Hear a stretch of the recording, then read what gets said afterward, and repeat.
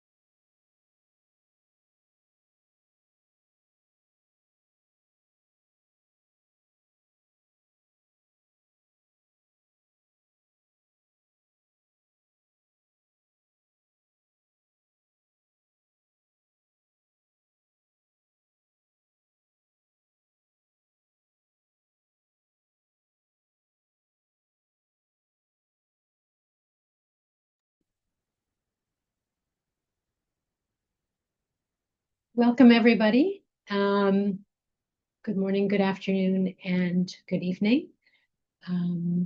Welcome to today's ICAP Grand Rounds. I'm Dr. Jessica Justman, ICAP Senior Tech, and we have a really great session today where we have two speakers who will be talking to us about viral hemorrhagic fevers. This is a group of diseases that are caused by several distinct families of viruses. I think many of us are familiar with Ebola, but people may be a little bit less familiar with Marburg or Lassa fever or yellow fever. And these can often be fatal and certainly have very high rates of morbidity. They pose a serious public health challenge in sub-Saharan Africa, particularly when the outbreaks overwhelm health systems and devastate communities. We have two speakers today, and I'm going to introduce them in a moment. Let me first just remind everybody about a few housekeeping points. If you'd like to hear the French translation of the webinar, please turn on the French channel by clicking on interpretation at the bottom of the screen. You'll see the little icon that looks like a globe and says interpretation, and then you can select French. We will have our webinar as usual, and then we are going to have time for questions and answers. As always, please put your questions for the speakers in the Q&A box rather than in the chat box. The chat box is a great place to give your name and the institution that you're representing. If you'd like to do that, we always like to know who's in our audience. But please do put your questions for the panelists in the Q&A box. Very often people like to know whether the webinar and the slides will be available afterwards. And the answer is yes. The webinar recording and the slides will be posted at the ICAP website. Somebody has their hand raised. I don't know if there's a problem with hearing. Maybe Sarah, if you can look into that. So let me introduce our two speakers very briefly. We're going to hear first from Dr. William Fisher. Dr. Fisher is a pulmonary and critical care physician, and he's director of emerging pathogens at the University of North Carolina School of Medicine, and he has an expertise in severe emerging viral infections. He has extensive field experience at providing care during outbreaks of high consequence pathogens in resource limited settings. He's had multiple deployments with WHO as a critical care physician. He has active research programs exploring the clinical complications of Ebola virus disease and the prevalence, pathogenesis, and persistence of Lassa fever. And he also served as one of the principal investigators of an NIH study that evaluated the efficacy of remdesivir, an antiviral agent, in reducing or eliminating Ebola virus shedding in male survivors of Ebola virus disease. Maybe I'll save the introduction of Professor Misaki until he speaks. So Dr. Fisher, please, if you would go ahead and get us started. Thank you so much. Terrific. And thank you so much for that introduction. Okay. Thank you. I think everything is perfect. Yes. Good. All right. Wonderful. Thank you so much for the introduction and really the wonderful honor of being here today with Dr. Justman and Professor Misaki, and really part of this community. And special thanks to Sarah Hendry for all of her support. I'm going to jump right in. So what I thought I'd do over the next 15 to 18 minutes is try to provide a high-level overview of the advances that we've made in the clinical management of patients with filovirus infections in outbreak settings.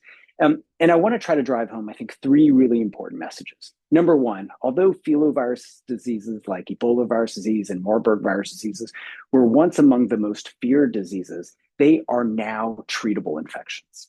Number two is that the care that's required to improve outcomes from Ebola and Marburg, it's not difficult and it's not novel, but it is complicated, and it really requires a theoretical and implementary shift from facility-centric care, meaning the best that we can provide in the setting that we have, to really providing the kind of care that's required by patients and or disease processes, meaning patient-centric care.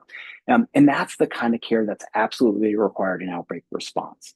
And then number three, what I'm going to argue is that we've seen a shift in the reservoir of filovirus infections. And I think that we have to pay really close attention to this because it means that we will see these outbreaks again. And the response must be different. It must be much more rapid and much more of a comprehensive patient-centric approach. Now, this is the figure highlighting the outbreaks of filovirus infections over time. And I want you to pay attention to three things. Number one is that each outbreak is represented by a circle, and the size of the circle reflects the number of infections in that outbreak. Now, your y-axis is the proportion of those infections that did not survive. And so the position of the circle on that vertical axis really represents the case fatality ratio. The x-axis is just the year in which that outbreak occurs. And so what I want you to get from this slide is that over the 50 years that we've known about Ebola virus and Marburg virus, we've seen an increase in the size of outbreaks as well as the frequency of outbreaks occurring. And this is not due to increased surveillance. In fact, if we go to many of these sites where these outbreaks have occurred, you can't get access to a diagnostic test, with the exception of places in Uganda and maybe Rwanda. But diagnostics are still incredibly challenging in the places that we see these outbreaks frequently. And so this really represents an increase in spillover events. In addition to size and frequency, we also see a shift in the urbanicity of these infections. In that once these outbreaks were once thought of as occurring in really remote settings, now we're seeing increasingly a migration of patients and infections into more urban settings. We saw it in Kigali in October, we saw it in Entebbe in 2022, and we saw it in Monrovia and Freetown and Conakry in 2016. And so these three things together, the increasing size of outbreaks, the increasing frequency of outbreaks, and the increasing in the urbanicity of outbreaks, I think really represent the emergence of filoviruses as really global public health threats. Now, we've learned a lot from these increases in infections and outbreaks, and we've started to map out what are the key determinants of mortality. This data is relevant, is specific to Ebola virus, but I think it's extrapolatable to other filovirus infections, including Marburg. And specifically, we found that organ failure, and specifically acute renal failure, is closely related to outcome. And so that's important in terms of the delivery of supportive care that we can provide. Number two, and probably even the most important risk factor for mortality, is viral load. Patients who present with the highest level of virus often have the highest level of mortality. So trying to identify them early in their illness before their viral level peaks is going to be important into improving their outcome. And then number three, it's time from symptom onset to admission or time from symptom onset to treatment. What's interesting about this factor is that when we looked at this metric in 2014, 2015, there was no significant association with outcome.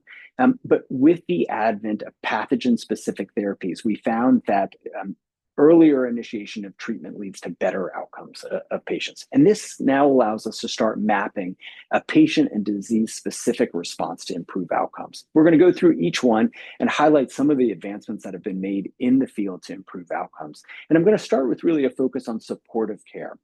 Now, the treatment paradigm for Ebola virus disease for the first 40 years that we've known about this disease has really centered around isolation. Identify the infected patient, isolate the infected patient, and then track all contacts of that infected patient so that when they become symptomatic, we can isolate them. And this identify, isolate, and track paradigm is based on the idea that only symptomatic patients are infectious. And there's an important caveat here that we'll get to a little bit later. But the idea is that if we can isolate people as early as they become infectious, we can prevent downstream transmission. And in fact, this identify, isolate, and track paradigm has worked remarkably well at preventing transmission and stopping outbreaks. But if we don't couple that isolation with good supportive care, the isolationist strategy can sustain really high rates of mortality. The picture on the bottom left is a classic Ebola treatment unit tent. It's an opaque tent that's difficult to see, and it requires providers to wear high-level personal protective equipment that's incredibly restrictive and limits the care that can be provided. The temperature inside my suit on this particular day was 115 degrees. And so that limits the amount of time that you can spend at the bedtime. It also restricts our ability to deliver advanced care and investigational therapeutics. You can't put somebody on a ventilator in this tent. You can't put them on vasopressors. And it's really challenging to deliver investigational interventions that require continuous observation. The inability to see what's happening inside the tent, coupled with really high rates of mortality, also fuels significant mistrust within patients and the surrounding communities, which results in patients not wanting to present until they're too weak to fight. And that puts them at that it's a self-fulfilling prophecy in that patients that present late have a much higher risk of mortality. Now, this last point I think is really important, equally important as these others, in that these opaque tents also prevent continuous observation and learning. So not only are we hampered in our ability to provide care in this outbreak, but it also really delays and impairs our ability to respond to future outbreaks as well. And that facility-centric approach, meaning that we're doing the best that we can with what we have, I want to contrast with a much more patient-centric approach. This is data from patients that were treated outside of West Africa in 2014 to 2016 in the United States and Europe. And they experienced a much different treatment paradigm, one with increased provider to patient ratios on the order of about 100 to 1, highlighting the resources that were available in order to provide continuous observation and care for patients. They also received much more advanced supportive and critical care, including IV access, supplemental oxygen, vasopressors, renal replacement therapy or dialysis. And the resulting case fatality ratio was markedly reduced from about 60 to 65% in West Africa down to about 18.5%. Now, it's true, 85% of these individuals also received at least one investigational intervention, but none of those were ever found to be effective in clinical trials. And so what I want you to get from this is that really good, supportive, and advanced critical care can significantly reduce the mortality associated with these infections. And I think that this is a roadmap, not just for filovirus infections, but really all emerging pathogens. And so it's really forced us to think about, well, how do we bring the kind of care that the patient and the disease needs to the places where these outbreaks are occurring? And there have been innovations in the field, including the use of this cube, which is exactly what it sounds like, a transparent cube that allows the delivery of much higher level of care. You can see that there's a provider inside that's still wearing the traditional PPE, but there's also now providers outside that don't require the PPE that can provide continuous observation, delivery of investigational interventions, and advanced supportive care like vasopressors and other delivery of care. So we're now able to bring the kind of care that's needed to the bedside. It also allows us to bring the entire staff around that patient so that we can bring specialists in pediatrics and OB/GYN and surgery to then provide the kind of care that that patient requires. It also allows us to bring the patient's family so that they can see the amount of resources and care that goes into trying to help their loved one get through that infection. That is really the foundation of care for filoviruses, good supportive care. I'm going to shift a little bit and really focus now on that second risk factor, viral load. This is data from the Goderich ETU out of Sierra Leone. We have viral load on the y-axis and time from symptom onset on the x-axis. And this is a study of Ebola virus kinetics in 84 individuals with acute Ebola virus disease, 38 of which were survivors in blue, 46 non-survivors in red. And what I want you to see here is that there's a clear difference in level of virus between those that survive and those that don't, beginning as early as day 2 after symptom onset. Now, with Ebola, what we see is that the viral load continues to increase in patients that are not able to survive and peaks around day 6 to day 8 in those individuals. And those that are survived, they're able to control their viral replication. And so this becomes a target for therapeutic interventions to try to reduce that viral load and improve survival. A number of investigational interventions were able to be introduced on a foundation of good supportive care and with innovations that allow closer provider and patient access. And that led initially to the introduction of investigational agents under an umbrella of compassionate use, which we called the MURI program, which then led to a randomized clinical trial called PALM, which is shown here, which compared 3 different interventions, remdesivir and MAB114, and Regeneron EB3 against ZMapp, again, on supportive care. And this was the first clinical trial that showed that 2 of these interventions significantly reduced mortality associated with Ebola virus disease from about 50% down to about 35%. What's really interesting, though, was that we saw a significant difference in those that presented with low viral load versus those that presented with high viral load. Those that presented with low levels of virus in their blood, we could reduce their mortality to even lower, about 10%.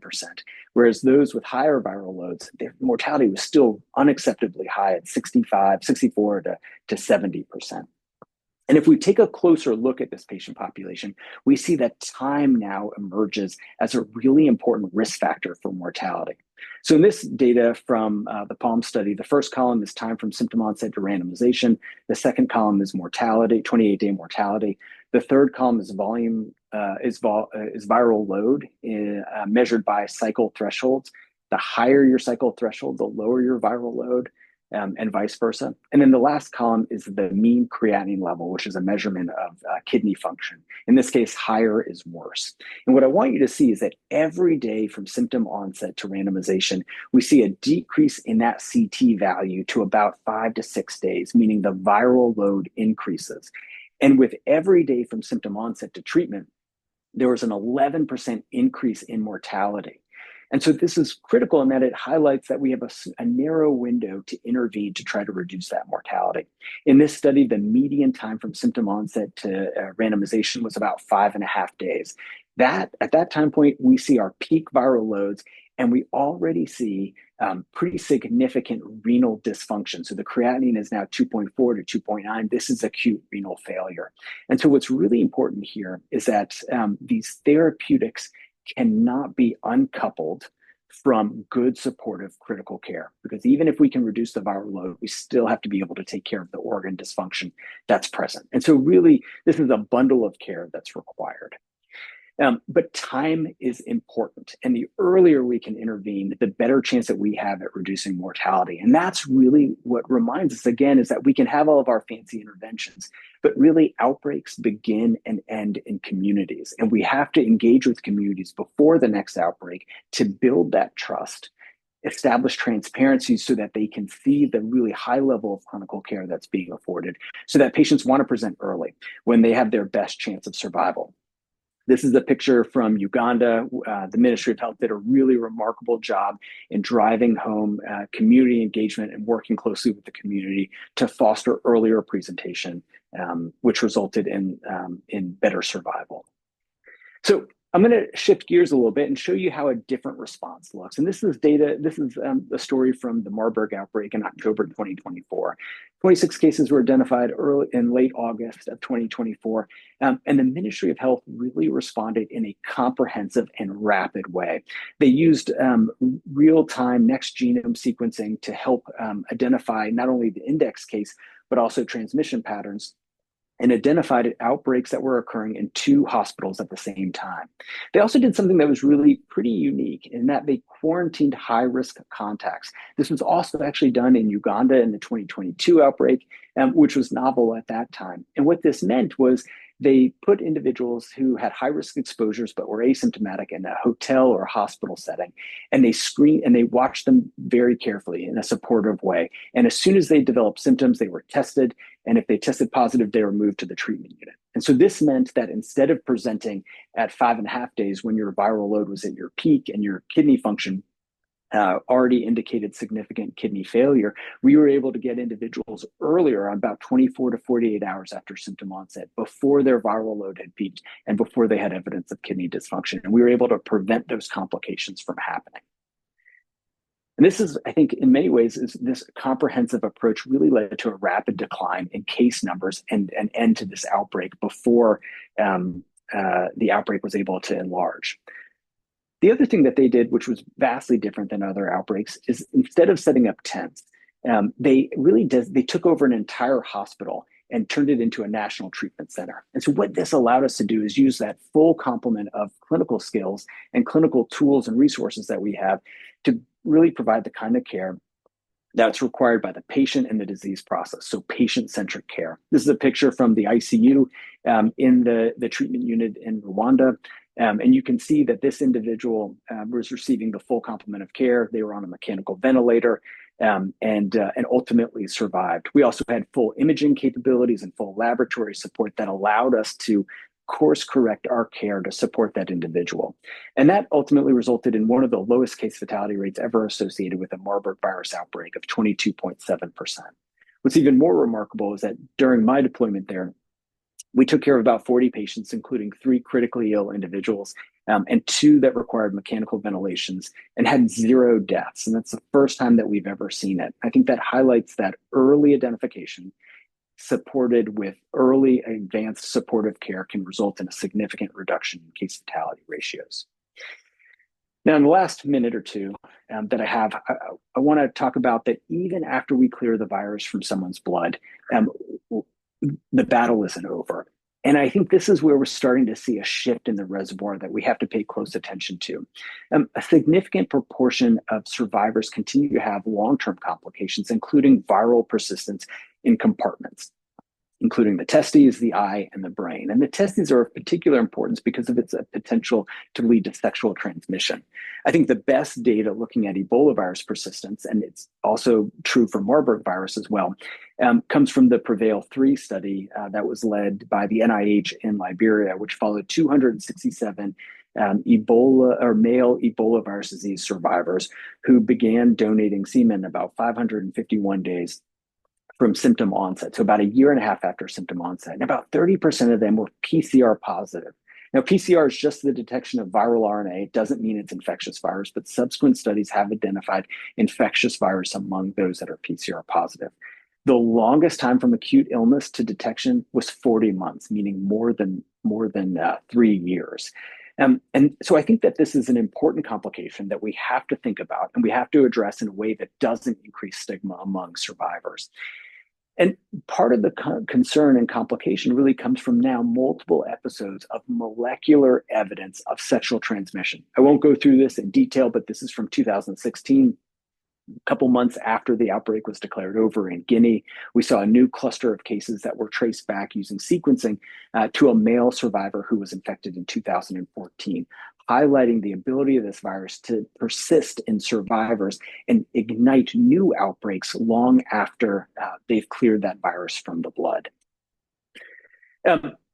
Hopefully, I've provided a high-level overview of really what I think is a really important shift over the past decade, moving from isolation to patient and disease-centric care, which has led to an improvement in outcomes. But this is a global health problem, and it really will require global health solutions, including international collaboration to support the affected country.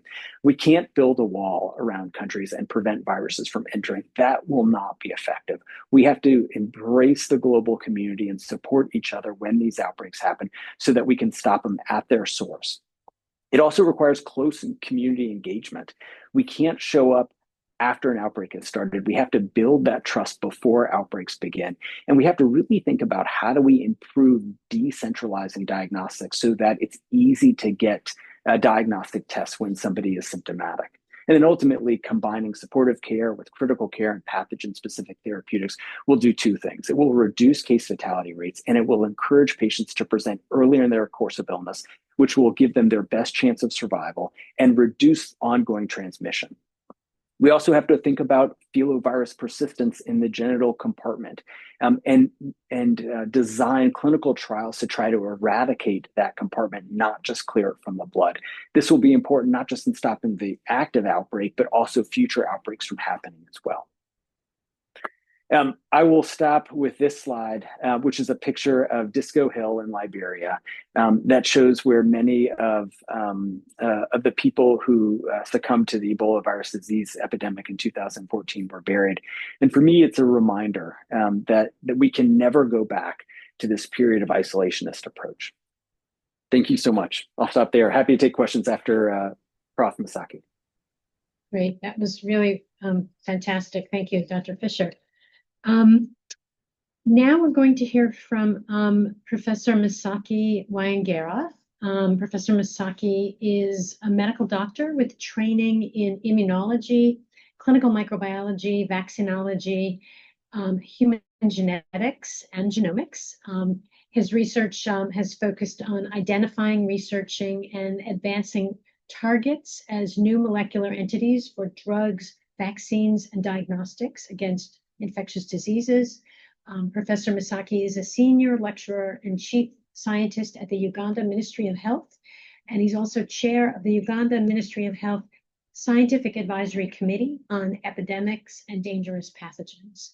So we are, again, very fortunate to have two such wonderful and expert speakers. Professor Misaki, you would go ahead. Thank you. Okay, thank you, Sarah, and thank you everybody for joining. Thank you, Dr. Fisher, for a good background to this. I'll start by giving a small background about Sudan Ebola virus. So until the 2025 outbreak of Sudan Ebola virus, Uganda had experienced 6 of the last 8 outbreaks of Sudan Ebola virus on the continent, the 2 of them being in Sudan, comprising the original clusters that led to the description of the disease. The 2022 outbreak was perhaps the biggest outbreak of Sudan Ebola virus that Uganda had experienced, with the 142 cases being reported and 56 fatalities, essentially revealing that there were challenges still, especially in terms of the management of Sudan Ebola virus. So far, the main things that we identified were the fact that there were no approved vaccines for Sudan Ebola virus during this outbreak.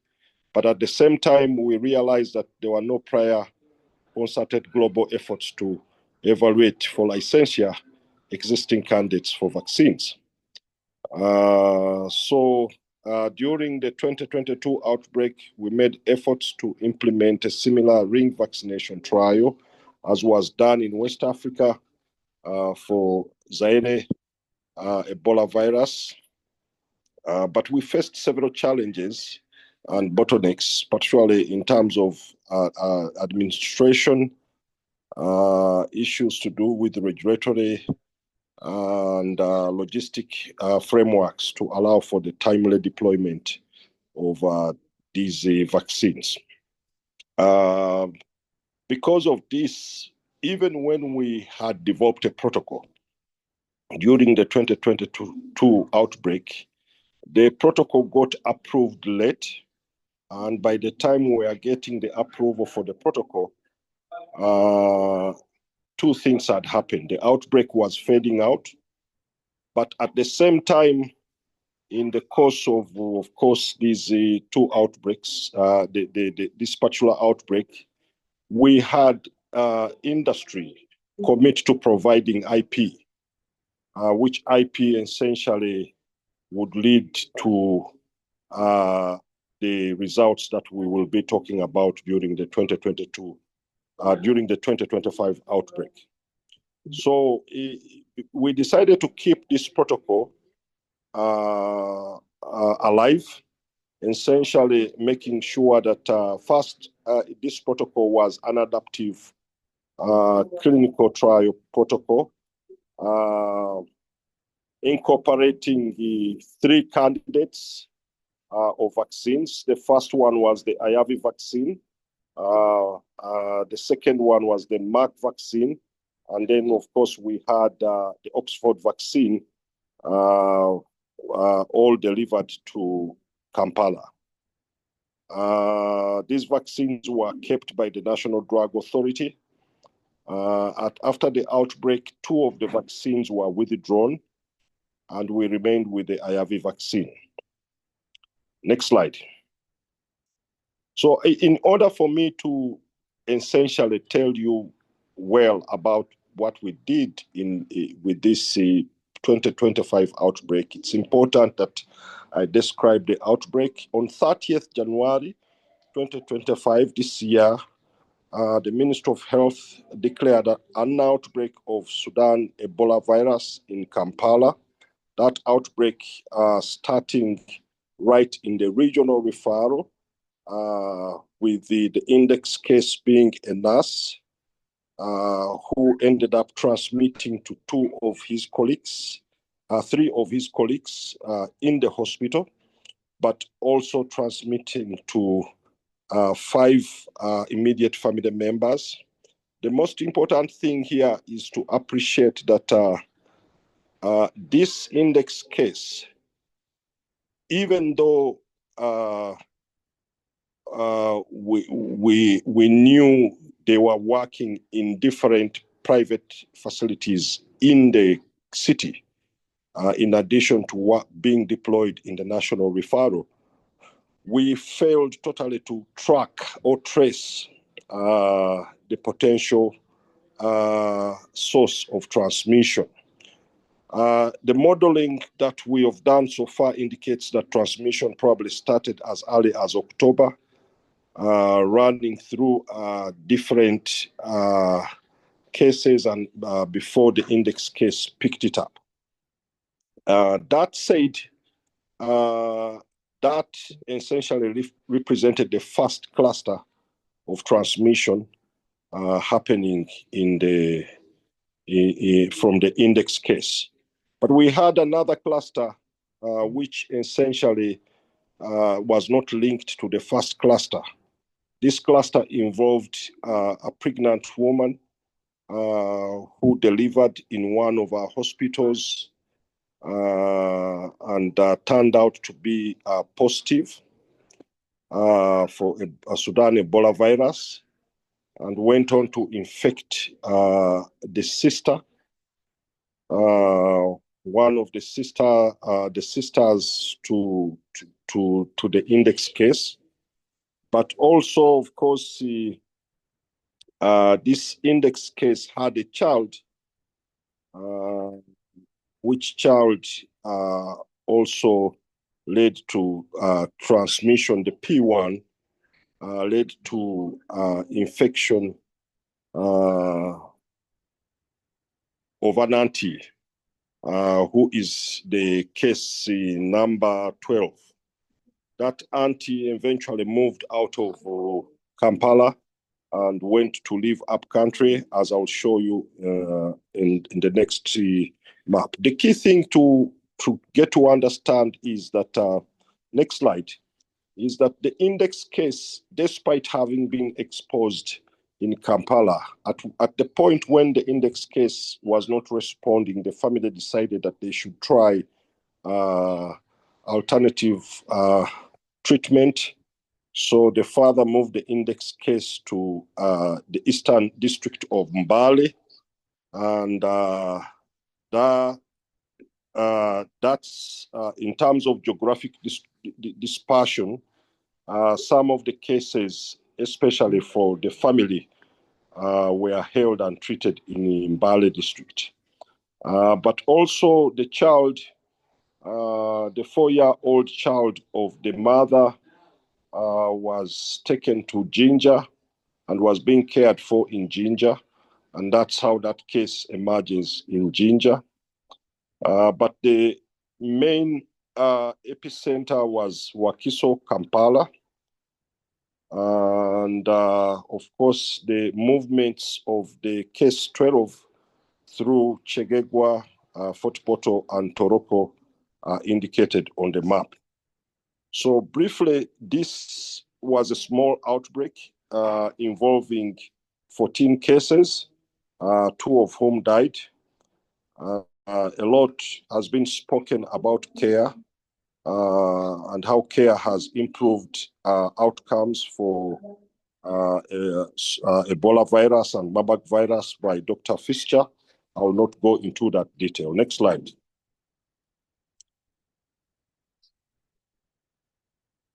So in the course of the 2022 outbreak, because of the gaps we already recognized, we worked around with the WHO, CEPI, and manufacturers of different IP for Sudan Ebola virus vaccines to develop a ring vaccination trial, which was aimed at evaluating the safety, immunogenicity of the Sudan Ebola virus. And this trial was called Tokomeza.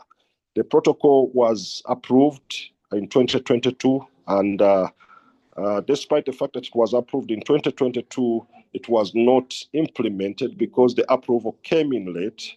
I have already mentioned this. So having this protocol on file and having kept it alive is one of the reasons that we were able to implement the ring vaccination trial in 2025 in a record 4 days. The other, of course, reason is that we already had the IP in country. The IAVI vaccine had been kept in country.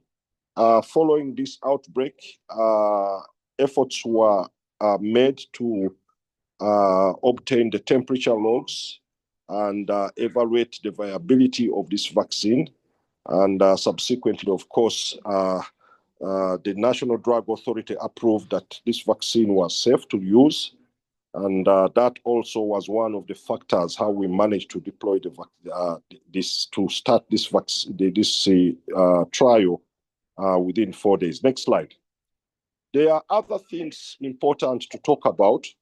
The fact that all through these 2 years, we've had a lot of stewardship from the sponsors, both the World Health Organization and the Ministry of Health, who have made sure that not only do we keep this protocol alive, but engagements happen at the regional level. In 2024, we had a WHO-sponsored workshop on the fidovirus core protocol, which was mainly aiming to look at the rapid deployment of not only vaccines, but also therapeutics in context of outbreaks happening within the country and across the region. Of course, the other reason is the ability for the implementing institution, the Makerere Lung Institute, to pre-finance the trial. Essentially, Makerere Lung Institute used its money to make sure that this trial starts in time, as we're waiting for the sponsor to reimburse that financing. And of course, I've talked about the pre-developed protocol, but in-country presence of the RSV vaccine manufactured by IAVI. More importantly is that there was a lot of South-to-South collaboration happening, both at the technical level, but also at the coordinating level. We had 2 colleagues from who are part of the ring vaccination trials in West Africa coming to oversee and help in the training of the teams in Uganda. Next slide. We've had a lot of support from the ethics and regulatory systems. It's not easy to get core protocols or adaptive protocols approved because they tend to accommodate more than one IP. But in addition, they tend to have a lot of uncertainties, particularly in terms of what will be done if one IP is not available or it's not found safe, and so many other things. But the Ethics Committee, the Uganda National Council for Science and Technology, as well as the National Drug Authority, as well, and the institutional boards have been very helpful in this direction. Of course, it's important to appreciate that there has been a lot of research capacity established, starting from the 2022 outbreak, particularly in country, in terms of the capability to undertake epidemic, not intra-epidemic, but also inter-epidemic. During the 2022 outbreak, one of the key things that we did in Uganda was to set up a consortium that is now called the Interdisciplinary Consortium for Epidemic Research. This consortium brings together scientists from different disciplines who are working on epidemics, particularly Ebola virus. And this, of course, model has also led to a further development of another regional interdisciplinary consortium for epidemic research, which involves researchers from South Sudan, Rwanda, Uganda, DRC, Tanzania, Kenya. A lot of this is what is being able to facilitate this work taking place. Close collaboration between investigators and MOH. The Ministry of Health designated Professor Chirenga Bruce as the PI for these clinical trials, and Professor Pontiano Kalebu as the PI for the immunogenicity arm of this trial. These teams have been working very closely together. And of course, the fact that we were able to maintain the logistics is owed to the capacities built at the National Drug Authority and the national medical stores to store a lot of these IPs under cold chain. Next slide.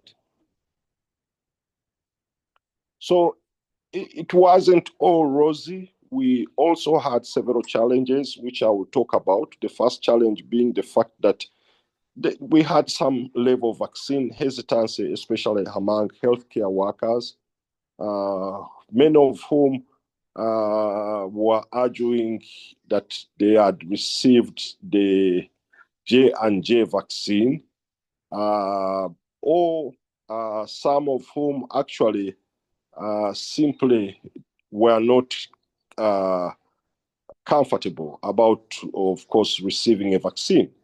But because we had trained teams for a long time, a lot of the uptake for the vaccines was quite very high, especially among these groups, despite the initial hesitancy that we experienced. Some cases moved, like I showed you on the map. Particularly case number 12 moved to Western Uganda. And of course, that led to the fact that the vaccine teams had to expand. Now, the most important thing about the ring vaccination trial is to appreciate that the ring vaccination trial enhances surveillance. It's heavily surveillance-based because the contacts of the cases are the ones that receive the vaccine. So in order for this trial to be successful, the trial must work with and support the surveillance teams to make sure that the contacts of the cases are are brought in and vaccinated. The immunogenicity study required high volumes of blood, of course, for PBMC processing, and that caused a few challenges here in terms of participants not being easily willing to offer this, but that was overcome when the PI and myself essentially visited one of the sites in Western Uganda and explained to the teams why the collection of this blood was important. So in brief, I think I'm summarizing here. There are lessons we've learned. Last slide, over. Lessons that we've learned. And these lessons, of course, we are picking them on, hoping that we can utilize them to strengthen our capacities more. But the key thing here is how to work on the logistics and make sure that some of these products are available in country, because that then takes away the time that is lost in between the trial. Of course, the last thing is to have adaptive clinical trial protocols, very important. And I think WHO is doing a very good job in terms of helping the continent get some of these approved. Thank you, and over. Great, that was terrific. Thank you, both. I see we have a couple of people who've raised their hands. Let's see if we can allow them to talk. I'm going to see Jeanette. Are you able to speak now? I think if you open up your microphone, you should be able to speak, and then tell us who you'd like to address your question to.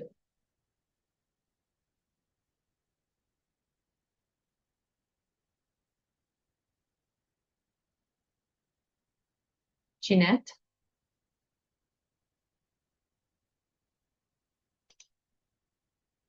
I think you may have yourself muted.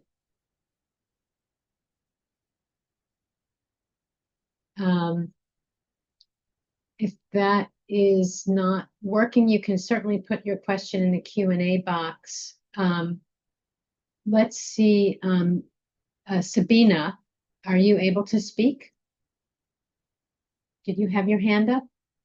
No, I'm sorry. Angela Umutoni, you have your hand up, so please go ahead and speak.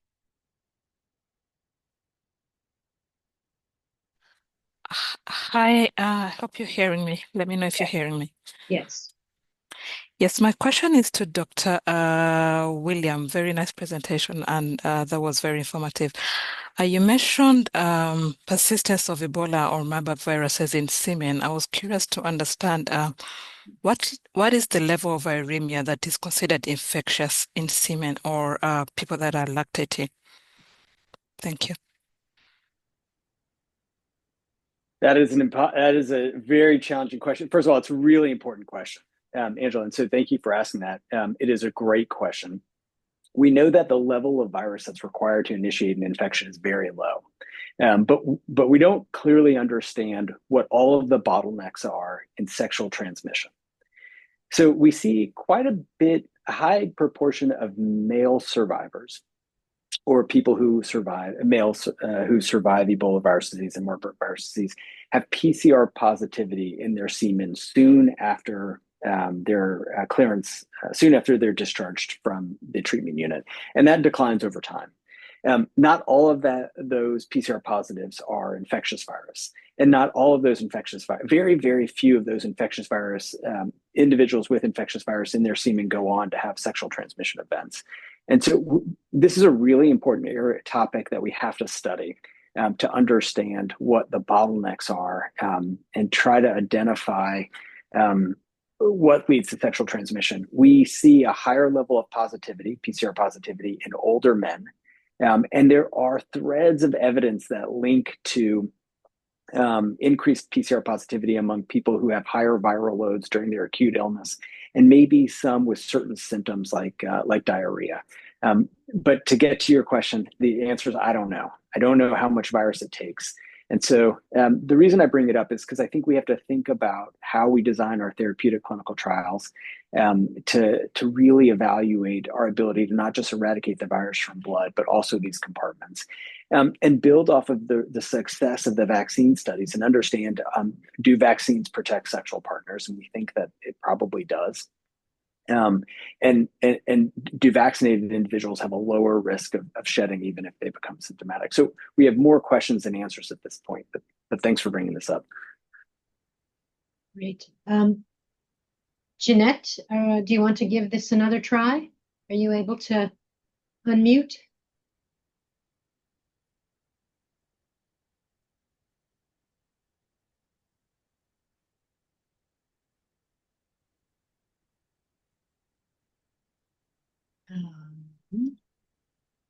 All right, well, you are working on that. I don't know, Sabina, I think you had your hand up before. If you have a question, please take yourself off mute. Otherwise, I'm going to move on to a different person.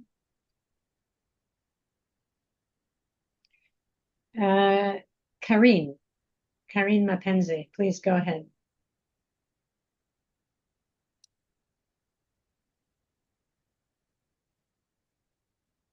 It must be difficult to do this.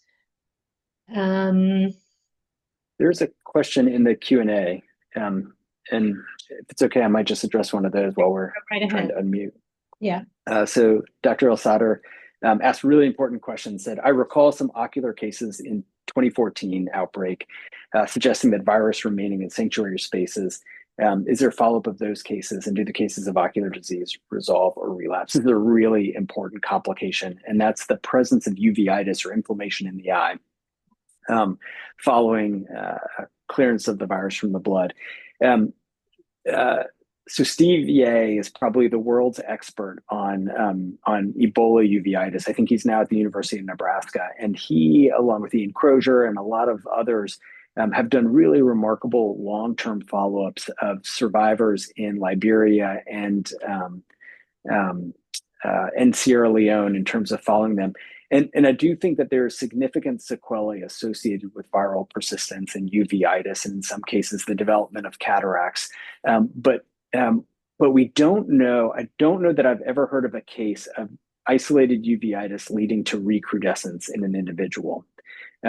There have been a couple cases of recrudescent disease where somebody has cleared the virus, is asymptomatic, and then has developed a meningoencephalitis. But there are such few reports that we don't know if there's an association with viral persistence in the eye. Great, thank you.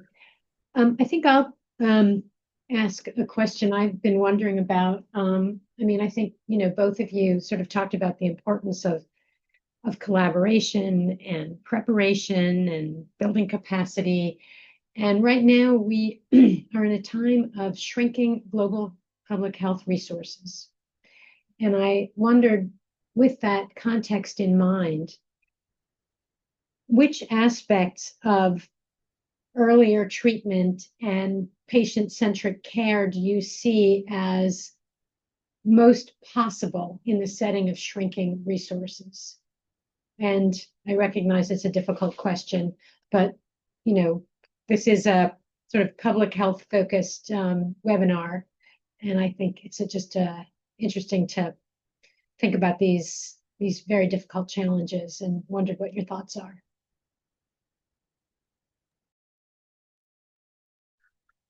So I'll take this, or I'll start.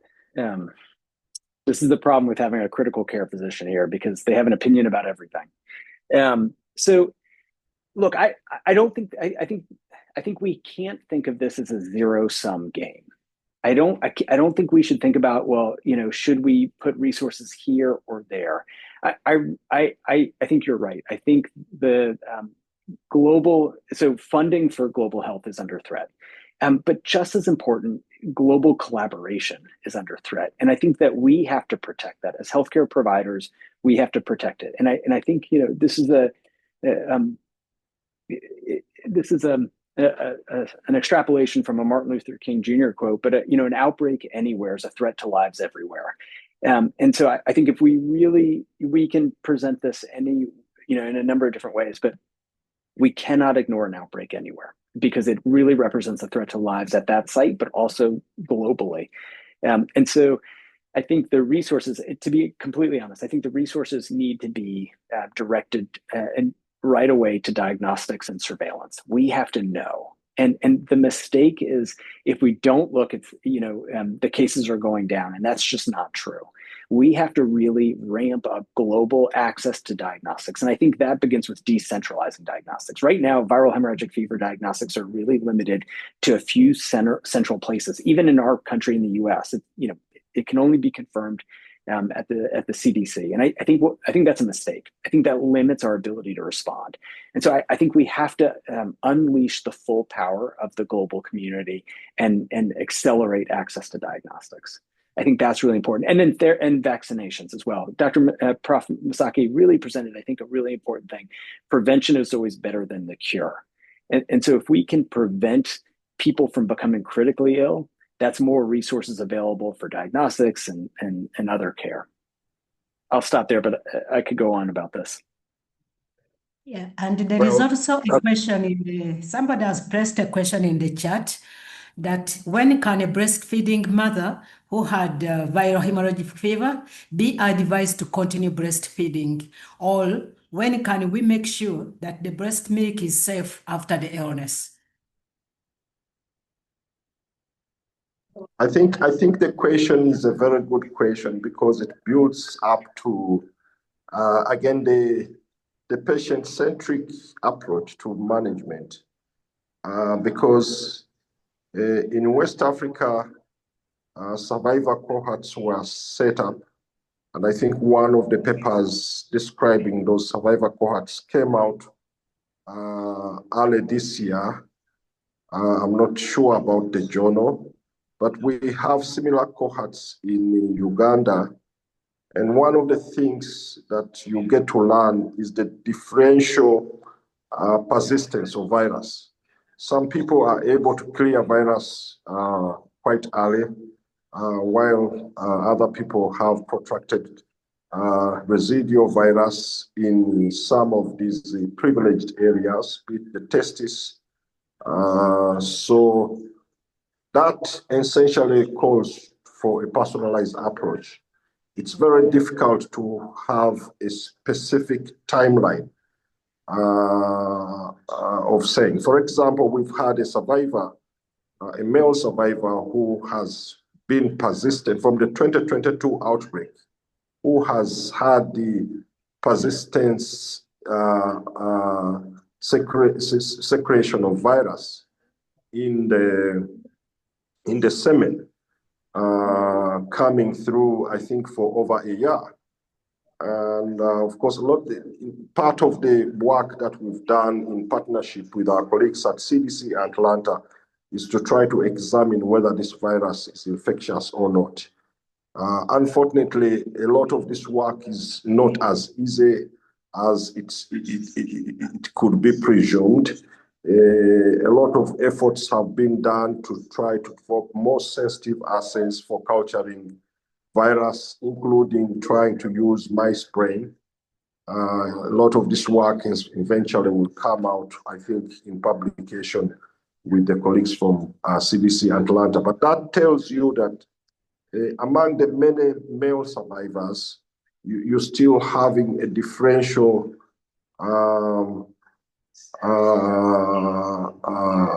differences, particularly in terms of persistence of virus. Same thing happens with the females, especially in breast milk. So I don't think it is going to be a one-time cut line where you can say, okay, after 3 months, maybe a mother can breastfeed. The most important thing is to be able to make sure that both either the mother who's breastfeeding has negativity, but also for the males, the key thing is to ensure that they are negative before you go on to encourage them to have unprotected sex. Now, there are treatments, of course, that are being tried. We're going to need to wrap up. I'm sorry. I know it's a question of great interest. Okay. Okay. Okay. So I'm sorry to cut us off right here at this point. But I think I wanted to just remind folks that the slides and the recording of the webinar will be available on the ICAP website. And I'm gonna encourage everybody to save the date for our October 14th event that is going to be both in person here in New York, but will also be available online. Dr. Mupali Das with Gilead Sciences is going to be talking about a new frontier in HIV pre-exposure prophylaxis, and will give a lenacapavir update. And I think we will be very interested to hear this from somebody who is really at the center of the lenacapavir trials. So please do put that on your calendar. And thank you so much, Dr. Fisher. Thank you, Professor Misaki, for a really just outstanding webinar and for taking all the questions, and wishing everybody a great day. Take care. Thank you.